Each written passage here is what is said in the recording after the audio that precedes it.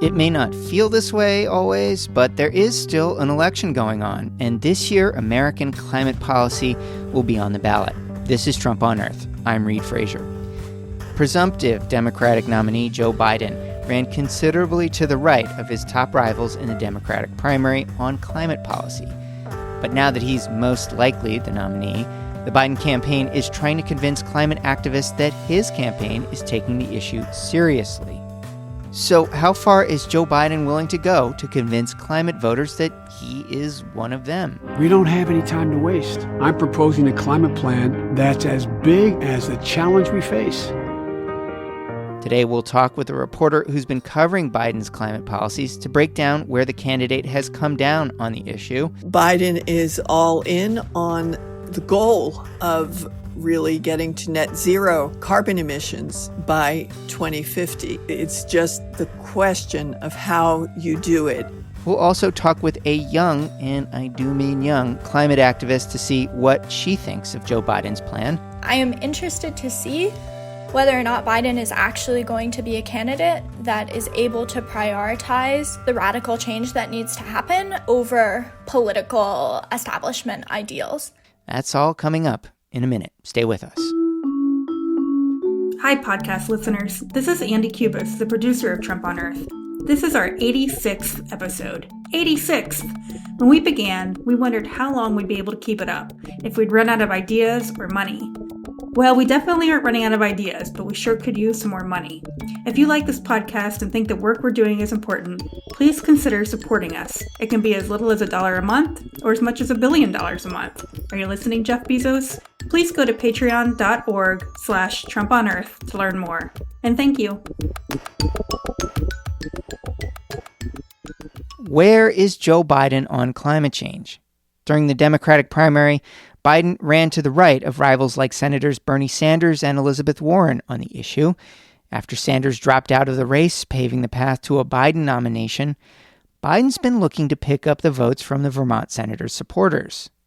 To that end, Biden recently named Congresswoman Alexandria Ocasio-Cortez, AOC to most, one of the authors of the Green New Deal, to co-chair a climate policy committee of his. So where exactly is Joe Biden on climate and environmental policies? Joining me now to talk about this is Marianne Lavelle. She's a reporter at Inside Climate News who's been covering this. Marianne, welcome. Thanks. Great to be here. So you've been following Biden's climate policy, and you wrote that it was historic by any number of yardsticks, even though it lacks the size, scope, and clarity of Bernie Sanders' policy. Can you tell me what that means? Where is Joe Biden? What does his climate policy look like? Right. Beside Bernie Sanders' climate policy, it probably looks small. It's about a tenth of the size of the spending that Bernie Sanders was talking about doing. But it was 30 times the clean energy commitment that Hillary Clinton had when she ran in 2016.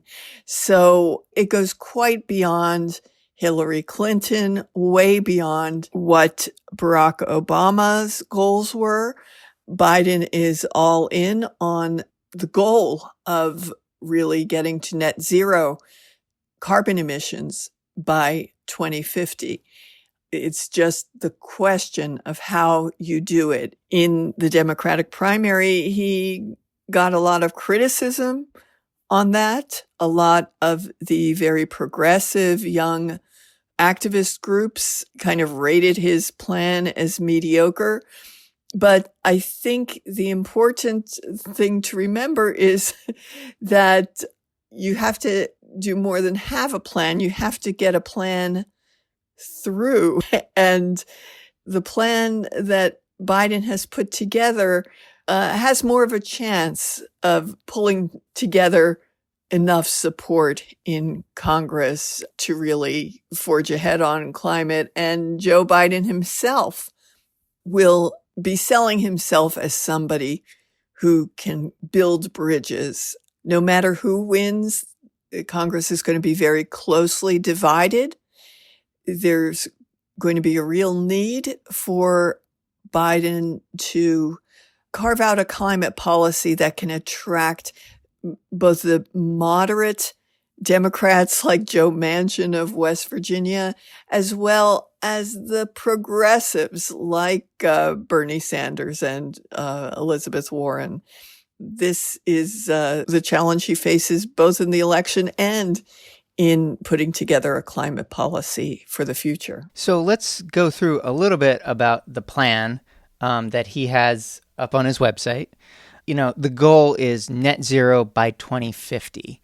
And there's a bunch of policies that he says he will push. I'll just go through a few of them. Controls on methane leaks from oil and gas wells, fuel efficiency standards, using federal procurement to address climate change, protect the Alaska National Wildlife Reserve, ban on new fossil fuel permits on public lands, investments in clean energy. So a lot of this seems like Obama did a lot of stuff on climate change, and he's kind of saying, let's go back to what they were doing then. Everything I think that you mentioned there involves going back to what the climate policy was under Obama.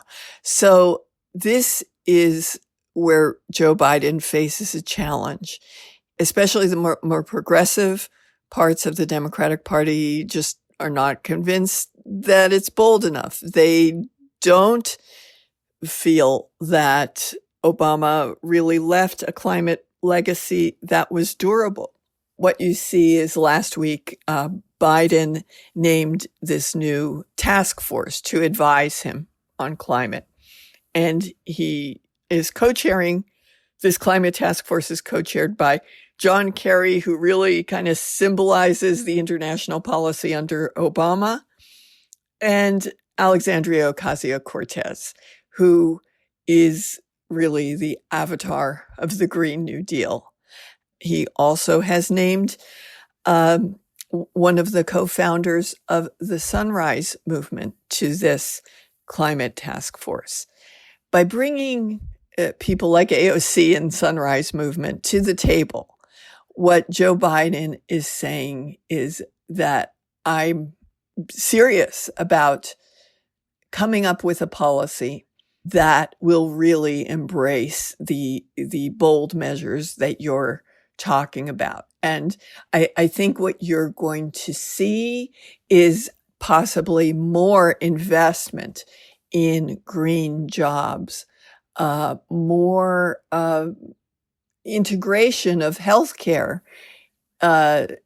somehow into climate policy, since these were very popular portions of the Bernie Sanders climate platform. The area where Biden is going to have trouble forging a unified sort of platform with the progressives is over things like fracking. Bernie Sanders and AOC were very much in the school of fracking needs to be banned. And the moderates in the party, and especially looking at a place like Pennsylvania, a state that Biden has to win, Biden is not going to want to have a policy that will turn those blue-collar voters away.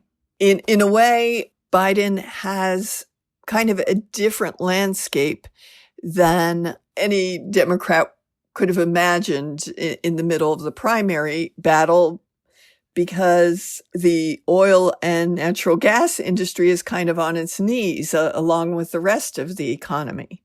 If Biden is elected in November, I'm not sure that the issue will be banning fracking at all, because will there be a great deal of fracking when the energy market is so oversupplied? I think that the issue that Joe Biden will face is, which energy industry do we support and help get back walking and open and bringing in new jobs?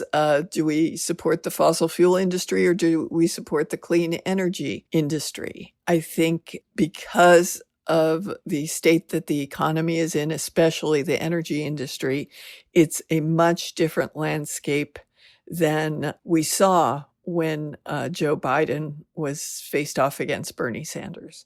You mentioned healthcare, and I just want to bring that up a little bit. That was part of the Green New Deal, was not just getting to zero carbon, but it was a lot of social programs like universal health care, a universal jobs guarantee, things like that, which, critics said, well, you're just throwing everything in the pot and it's going to be way harder to get through the net, essentially, if you make the ball a lot bigger. So the folks pushing that, the Sunrise Movement, who you mentioned, just to clarify, that's a kind of a youth-led student movement that really was at the forefront, I think, of pushing for the Green New Deal. And famously, they did a sit-in at Nancy Pelosi's office right after the 2018 midterms, and Alexandria Ocasio-Cortez showed up, and it became kind of a big deal. Clearly, by appointing one of the co-founders of the Sunrise Movement, Varshini Prakash, Biden is trying to appeal to that wing of the Democratic Party, or at least Bernie Sanders supporters. Let's talk about why that matters to Biden, why those supporters, and also why climate change. Why is that so important for him? Right. You have to look at almost the electoral landscape in November as being tilted to benefit Donald Trump. There are basically 6 states, including Pennsylvania, that are competitive. The race is going to be won or lost on these states, Michigan, Florida.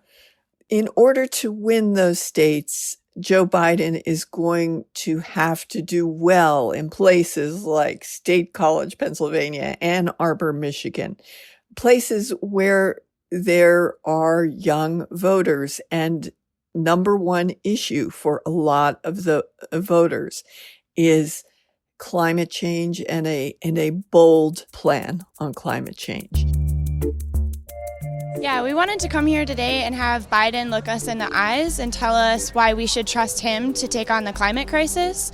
Not only has he broken his pledge not to take money from the fossil fuel industry and held fundraisers with fossil fuel CEOs, but his climate policy advisor is also a profiteer from the fossil fuel industry and has earned over $1 million from the fossil fuel industry. There is no way for Joe Biden to win unless he has to really excite that part of the electorate. And we also know that his plan doesn't ban fracking. And we want to know why he doesn't have the courage to stand up for Americans who are drinking poisoned fracking water and communities that are being displaced. You find even that young conservative voters are feeling very alienated from the Republican Party's stance on climate change. Benji Backer grew up knocking on doors for John McCain and Mitt Romney as a kid, and in college created the American Conservation Coalition, a group built for green and frustrated young Republicans. Those also are voters that Biden can try to appeal to. You have to have some government protections on human health and the environment and protecting animals and wildlife. That has to be there. Back in 2016, there was, the statistics are pretty clear that there was a good block of Bernie Sanders supporters who either did not vote, just didn't show up, or actually voted for Donald Trump. If Bernie Sanders was on the ticket, I would have voted for Bernie Sanders because I really did at the time really love what he stood for. But then what happened with Hillary Clinton when she stole the election from him, I just couldn't vote for her just because she was a woman. So I did vote for Trump. They wanted to shake things up. They did not like what Hillary Clinton stood for.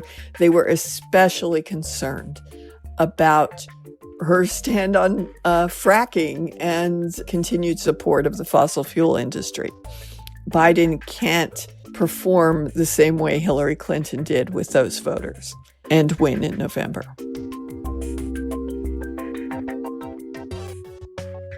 So you've actually talked to some climate activists who've been watching this. What did they tell you about how they're viewing Biden's stance on climate change? Right. I talked to some, both before Biden won and before the whole coronavirus really shook up the landscape.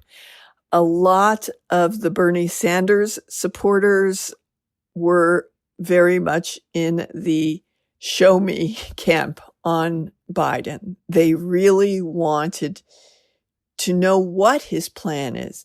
They realize he has a big plan on his website, but they don't hear him talking about it. Sanders would bring up climate at every debate, in every question. If he was asked about foreign policy, he would bring it back to climate change. But I wanted to get back to the issue of climate change for a moment, because I do believe this is the existential issue. Senator, with all respect, this question is about race. Can you answer the question as it was asked? I certainly can. Because people of color, in fact, are going to be the people suffering most if we do not deal with climate change. Biden really has to convince these voters that this is a very top priority. Frankly, that's even going to be harder when the coronavirus is absolutely going to be top of the agenda. Looking back on some of the coverage during the primary, Biden's plan to deal with climate change was, I think it was like $1.7 trillion. In the context of the coronavirus pandemic, we've seen Congress dish that amount out, like it was giving away free cookies at the diner or something. Yeah, they've already given away $2 trillion.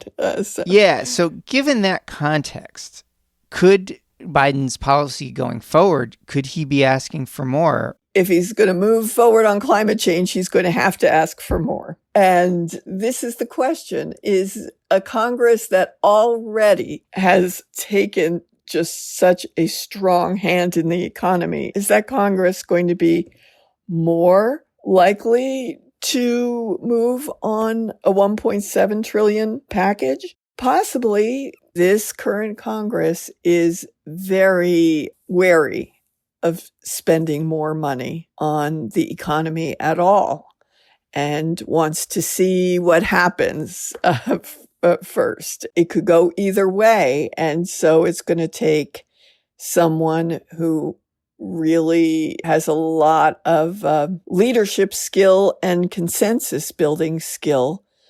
I always thought through the Democratic primary, the candidates should have been asked the question of, how are you going to build a durable climate policy, something that will last, not something that can be just undone, the way Obama's climate legacy is just shredded by the Trump administration because he relied on executive action.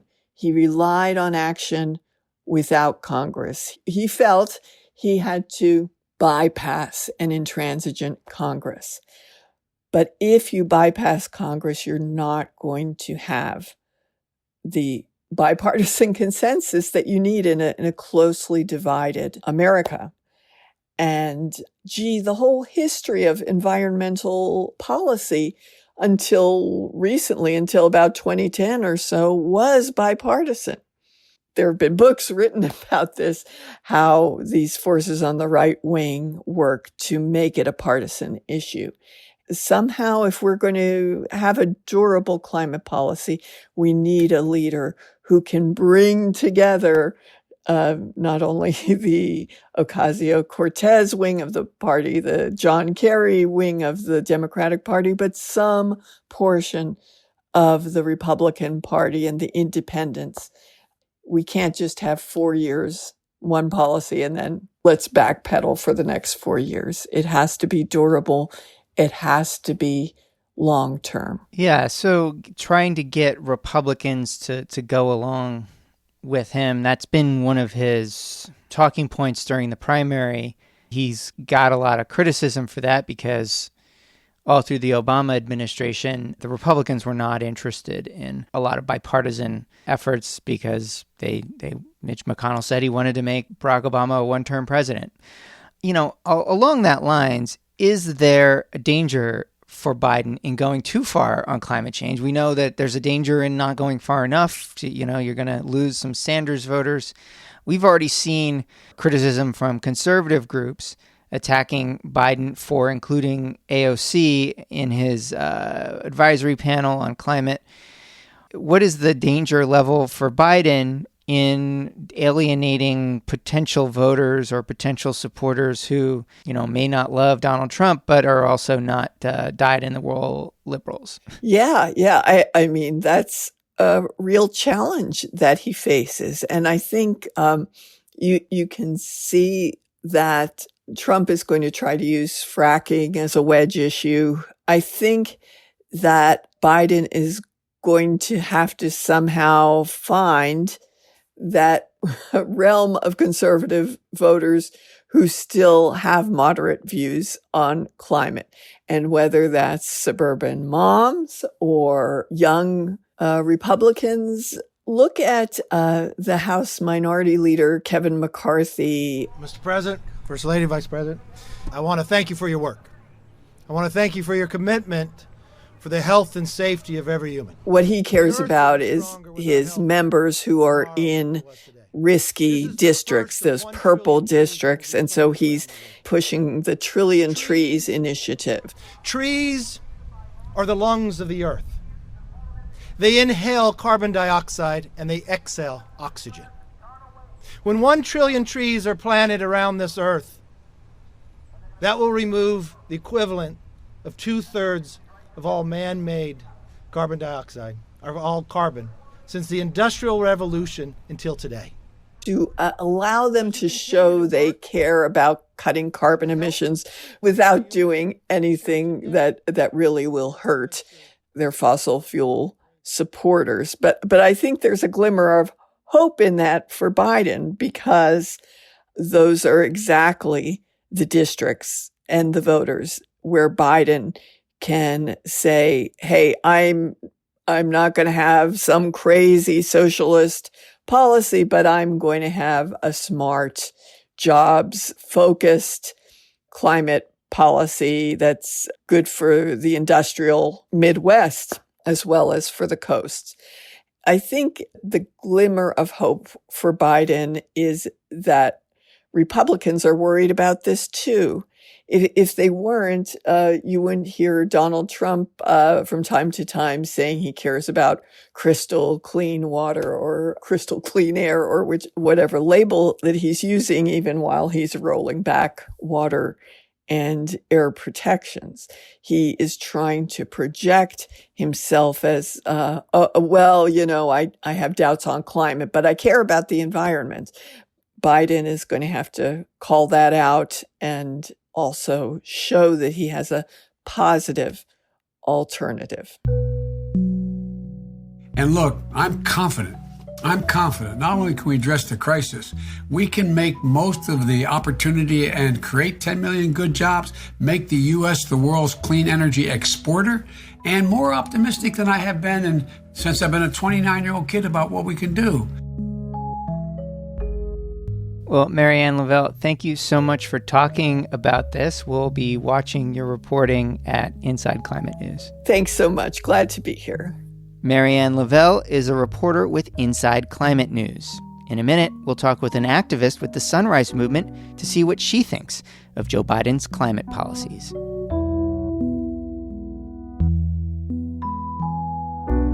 Hi, it's Andy again. I want to tell you about another climate podcast you might enjoy. It's called Drilled, and it takes a true crime approach to the story of climate change and why we haven't acted on it. Season 1 traced the creation of climate science denial. Season 2 followed West Coast crab fishermen as they discovered that history. And Season 3, out now, traces the century-long history of big oil's big propaganda machine. Check it out wherever you get your podcasts.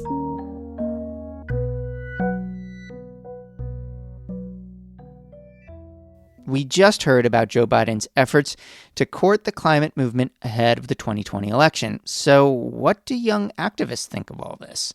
I'm joined now by Lily Gardner. She's a youth activist for the Sunrise Movement in Lexington, Kentucky. Lily, welcome. Thank you so much for having me. Okay, I read your bio on Twitter, and I'm sorry, Lily, but I do have to ask, how old are you? I am 16. So does that mean you're like in high school? It does. It means I'm a junior in high school.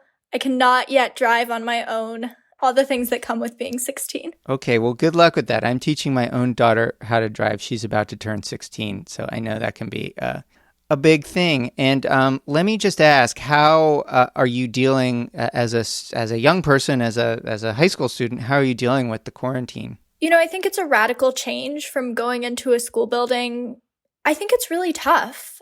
Yeah, I know that my teachers are doing the best that they can to provide online learning that feels fulfilling and continues some form of education, but it's truly not the same. And the experience of being in a classroom and having conversations is totally lost when watching like the world around us, really crumble. I would say I'm in AP US history, and learning about the ways in which our federal government should be working to serve its constituents and its people, and how it's failed to do so in the past, and then watching how it has failed to do so right now is really tough. How did you get involved in the climate movement? I grew up in eastern Kentucky in Appalachia, which many consider like the heart of coal country. And so I think that I was always, in many ways, exposed to climate justice work and organizing, cognizant of that fact or not. I did not have family in the mines, but it's impossible to ignore growing up there the impact that extractive industries have in the proliferation of like cyclical poverty, and also things as maybe disparate as the opioid crisis or crumbling infrastructure. And so I saw very clearly those impacts, and it wasn't until later, and actually it wasn't until I found Sunrise through Twitter, as all people my age might, that I realized that some of the things that I had been experiencing where I grew up and angry about, but didn't really jive with like the climate movement that talked about protecting natural resources or national parks for just like the sake of beauty and conservation, that there was now an opportunity for a climate justice movement that centered things like a just transition, which is, something that's so important to Eastern Kentuckians, and also to rebuilding infrastructure and opportunity in the region where I grew up. And what exactly does being a climate activist in high school in Kentucky, what does that even look like? Well, pre-pandemic, it was kind of all over the place. I was running around to meetings, trying to organize students within my school. We were prepping for Earth Day 2020, which was going to be incredible, millions of people in the street, and Lexington was going to be no different. So we were really riling people up, ready to do a really major action in the halls of our city council building. I would say that organizing as a high schooler is just like any organizing, except it takes place between the hours of 4 and like midnight. So it's a bit different, and you're trying to balance it with hours of schoolwork, but also knowing that that's the most important thing that we can be doing right now. So I want to ask you about, you can't vote this election, but, I think you and other young people are heavily invested in it because it does impact your lives. What do you make of the sort of choice that voters will have when it comes to climate? I know that many in the Sunrise Movement favored Bernie Sanders in the Democratic primary. He's no longer running. It will be Joe Biden for the Democrats in the fall. What have you seen out of Joe Biden? Walk me through the journey. I think that as an individual and also as a movement, we're really cognizant of the fact that Joe Biden is far from the ideal candidate. We gave him an F rating for his climate plan. He's a lot to own up to, and also a lot that needs to change if he's going to earn the vote of young people. Right now, I am oriented towards finding the ways that we can continue to push Joe Biden when he inevitably becomes the Democratic nominee, unless something radically changes, to adopt the progressive and bold policies that we know are necessary if he's going to get the strength and the power of young voters. So he has appointed a couple of Sunrise Movement allies, including the co-founder Varshini Prakash and Alexandria Ocasio-Cortez, the congresswoman, to his climate task force, along with more, centrist, moderate people from the Democratic Party. Can you give me a sense of, when you say he has to earn our support, what are some things that you would be looking at? We're showing up to the table committed to pushing for a Green New Deal. Now, broadly speaking, that looks like 3 major asks. It looks like shortening the timeline to enact urgent policy reform.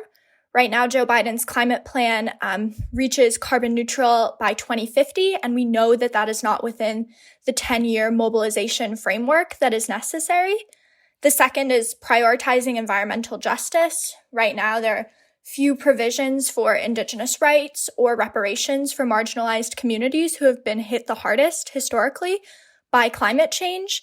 And number 3 is really holding fossil fuel companies accountable. There is no language, thus far included, that talks about ending fossil fuel construction and ending new construction and fracking. We want to ensure that we're not only creating a clean and regenerative economy, we are actively moving away from the economy and the systems of the past that got us to this place. So when you see that he has invited some of the Sunrise folks and AOC to the table, I mean, are you worried at all that he could be trying to do that as a way to bring people from your movement into the tent to appeal to them, but in the end won't really remember you when the rubber hits the road and it's time to govern, if and when he gets elected? There is no way to know whether or not this task force is going to be a farce or if it's actually going to achieve real radical policy shifts for the DNC's platform and for his own platform. But Bernie Sanders has fought to give our movement and young people, broadly speaking, a place within climate conversations, and we are arriving with the full might of our base and with a full understanding that we are going to be uncompromising on the justice that we're fighting for. And if that doesn't manifest, then that's the reality. But our priority right now is also not this task force. It's still turning out millions of people to be a part of our movement, to show up in the streets when we are able to again, and to continue to push for progressive climate policies and to hold the president, whoever he or might be, really accountable to make climate change a day one priority. And so broadly speaking, what we are doing as a movement and our priorities and our goals have not shifted. We don't know what's going to come out of this, but we're showing up to the table to try. So I know you couldn't vote in the Democratic primary, but who would you have voted for? I was a strong Bernie Sanders supporter. And just curious, why was that? I think that I have grown up in a generation that has been completely unable to escape the realities of rampant income inequality, that climate change is this looming threat right now, but also for the rest of my life and what it could look like. I've grown up where mass shootings in my public schools are the reality and something we have to grapple with and understand as we walk through those doors. I'm sick and tired of hearing that we need incremental change and that we can't do what's necessary and what ordinary Americans need. We need healthcare. We need good jobs that are not forcing us to choose between, in Eastern Kentucky, our own health and putting food on the table. We need to know that we're protecting the only planet we have and allowing my generation and the generations after me to have any shot at a livable future. So you grew up in Kentucky, a big coal state, especially Eastern Kentucky, for those who don't know, is kind of long been a very big coal region, very rural, where coal is sort of king. It's not too different than parts of Western Pennsylvania where I am. When you talk to people in your state about climate change, is there any kind of sense that, yeah, that seems bad, but, we got to still make a living. We got to put food on our table. And how do you, as a young person, try to deal with that paradox that people might have in their minds? I actually think that's a really legitimate concern from the members of my community who for years have been completely ignored by the environmental movement, right? There was no recognition that the idea of conservation is not possible when land is the only commodity that a person has. It's the only chance that they have to put food on the table. often I approach these conversations from a justice perspective, an economic justice perspective, more than I approach it from an inherent climate perspective. It's talking about the fact that Eastern Kentucky has been calling for a just transition for 30, 40, 50 years, right? People know that we need to move away from coal jobs, but they just don't know, and there are no structures in place for how we do that and no support to do that, right? People believe that we need radical infrastructure shifts, and everybody wants to be able to live a life that is dignified and which they're not reduced to the stereotypes that so many Appalachians are.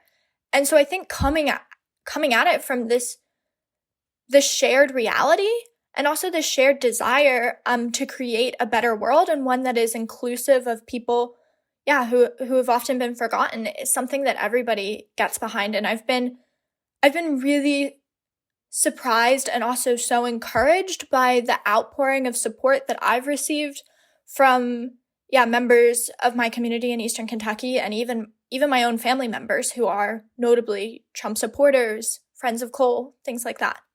When you talk to your family this fall, if you do, are you going to be lobbying them to vote for Joe Biden? I am interested to see how Biden responds to the demands that we make of him. I'm interested to see how survivor justice groups interact with him and hold him accountable for the Tara Reade allegations, and how we ensure justice.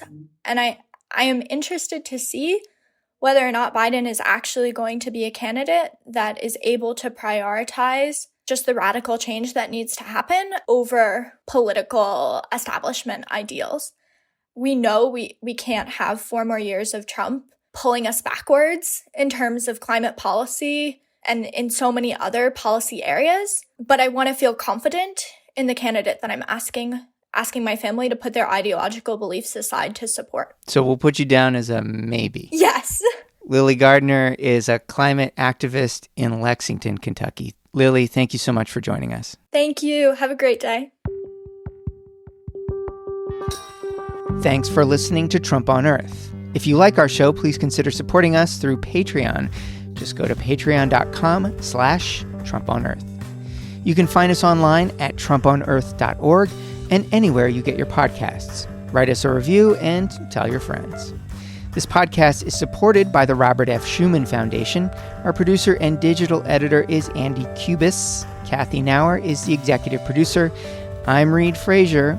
Be well. We'll see you next time.